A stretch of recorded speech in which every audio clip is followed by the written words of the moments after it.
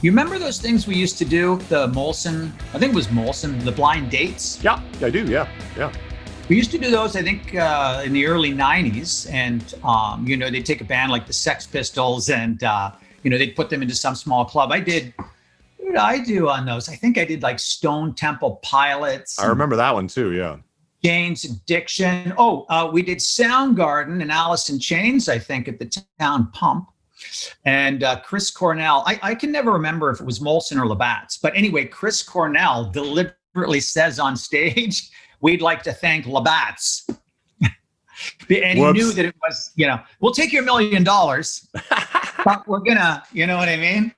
We're still gonna be us, and we're gonna still say that you suck, even though we took your money. Punk rock, I guess. Yeah, yeah. And I mean, that was just pretty classic. So, as far as that whole punk rock thing goes, I mean, it's interesting that you sort of had a background in punk rock, because I obviously had a background in punk rock. So before I moved out to Vancouver, I was playing in a punk band in Montreal, and we were bashing our heads against the wall, and like everybody else, trying to make your mark and make some noise and gain some attention. We did a little bit of touring and whatnot, but I'm always fascinated when I learn after the fact that somebody else was involved in the punk rock scene back when I was, because it's not always blatantly obvious. No.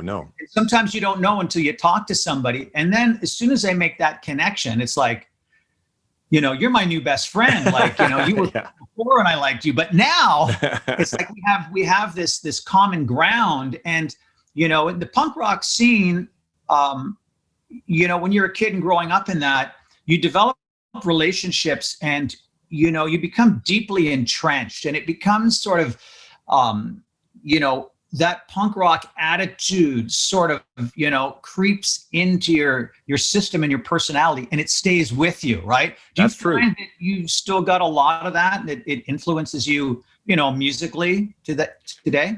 Well, yeah. I mean, the weird thing for me is growing up in small town Saskatchewan, as removed from really anything, where there's really no, like when I watch, shows that, like, say, The Breakfast Club, where there's like there's the high school head, and then there's the jock, and then there's the preppy girl, and I go, well, that if that was our town, it'd be like literally The Breakfast Club. It'd be like those 5 people would be these separate groups. It was like there wasn't big enough groups for this to be really a thing. So being involved, loving punk rock the way I do, I was never really involved in a scene like that all my friends were involved in, because it didn't exist. Like, we grew up, loving what we loved. And I think that's kind of the beautiful thing that I always attribute to what I feel fortunate enough being, is that whether it was, you're into like punk rock and classic rock and heavy metal and all these things that sort of came at you, and you just sort of sat there mixing together this goulash of like all the things you liked, and you just didn't really pay a lot of attention to the things you didn't like, because to me it was kind of like, it wasn't until you were in the city where it was like you had to have this kind of haircut to listen to this kind of band, and had to have this kind of haircut to listen to that kind of. We were kind of like, Joey Ramone's got long hair, I have long hair. It's kind of like, I don't understand. The New York Dolls have long hair. The MC5 had long hair.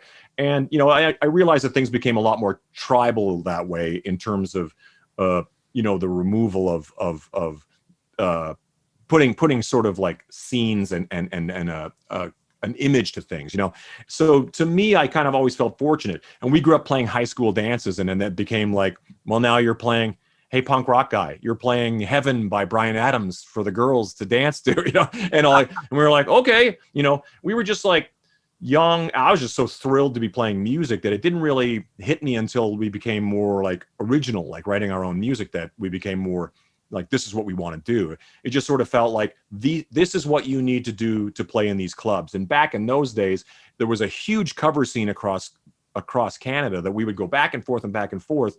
And I was like 19 years old, just kind of like doing this whole thing. And it wasn't until I was much older that I realized that there was even like this other world that existed that I could have lived in. And Age of Electric sort of sprung out of this world of like working in nightclubs that were largely intended to be cover rooms, where we would do our music interspersed with songs that we liked, covers. And then we built an audience all the way across the country before we started even putting out, essentially cassettes and then that kind of thing. So the punk rock ethos was involved.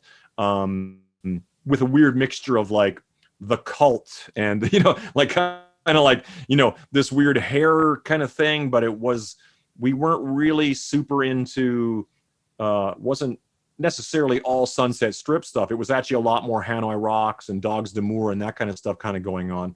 And then, as you know, by the time we got to Vancouver, there was such a transition, a jarring transition that started to occur. You know, everybody talks about it like it was like, and then never mind, you know, Smells Like Teen Spirit came out, and the next day everything changed. And I go, that's not really true. It was as subtle as, in reality, I always equate it back to when Appetite for Destruction came out, because there was a lot of like big hair and white pants and big shiny things, and then Guns came along, and it became way more street, way more, well, I like to use the word authentic, though I'm very careful with it, because I think Guns, they just seemed like the real deal. They didn't seem like it was an act. They seemed mildly scary, you know, like there was hair involved and there was all that street kind of LA stuff. It wasn't the glitzy, glammy Sunset Strip. It was the back alley behind the Sunset Strip, you know what I mean? And so that transitioned into that. And then when the grunge thing started to happen, it became... It wasn't necessarily overnight, but it was very quick. As you were there, I mean, we could talk on that, because everybody talks about like, then we all had to go get the haircuts. It's like, no, I mean, Guns, Soundgarden were essentially a hard rock band, just a different flavor. Alice in Chains, those kind of groups were essentially, when I look back at them now, I go, wow, these guys are a lot more hard rock than we sort of perceived them to be. Like there's a lot more Sabbath going on and a lot more of that kind of stuff, where Nirvana is clearly a lot more punk rock, and, you know, with popisms in there too.